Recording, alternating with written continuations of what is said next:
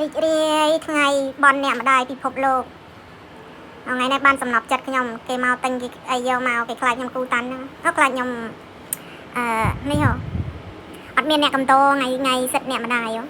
ហើយគាត់យកមកនេះនំនេះហ៎បាយអើយគ្មានស្អីអួតគេទេបានអាពីរអ្នកហ្នឹងអួតអើយដូចបានដុំមាសដុំពេជ្រចឹងអាពីរអ្នកហ្នឹងនិយាយពីថាបើមានគេទៅឲ្យខ្ញុំម៉ាក់ទៅបើអត់មានគេទេនៅផ្ទះហើយទៅខ្ញុំទៅស្រីស្អាតហ្នឹងបើមានភ្ញៀវមានអីគេនៅចិត្តហ្នឹងទៅអាហ្នឹងបានហៅម៉ាក់ហើយបើអត់មានគេនៅហើយស្រីស្អាតបានអាពីរនាក់ដូចនិយាយមែនដូចអត់ដែរធ្វើអីឲ្យខ្ញុំពិបាកចិត្តអីសោះហើយនេះគាត់មកពីរៀនមកគាត់ទិញអីទិញតាំងពីនំខេកតាំងពីកាដូតាំងពីផ្កានិយាយទៅអត់មានអ្នកប្រាប់ទេតែពីរនាក់ហ្នឹងដឹងមកchơiដូចបានដឹងជាបានធ្វើបន់អីទេបានជួបអាពីរនាក់ហ្នឹងថាហើយខ្ញុំដឹងនិយាយថាម៉េចទេនិយាយទៅគាត់អត់គិតណា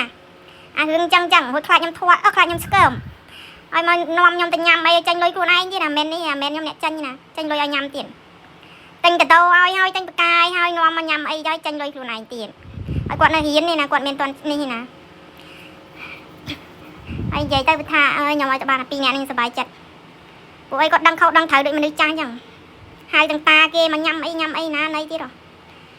សិតអ្នកម្ដាយទេតែហើយទាំងតាគេមកញ៉ាំទៀតនិយាយទៅគាត់គ្រប់គាត់នេះហ่ะគាត់អ្នកមើលខុសត្រូវចាស់គាត់ចូលចិត្តនិយាយទៅគាត់គ្រប់ណាអរគុណអ្នកទាំងអស់គ្នា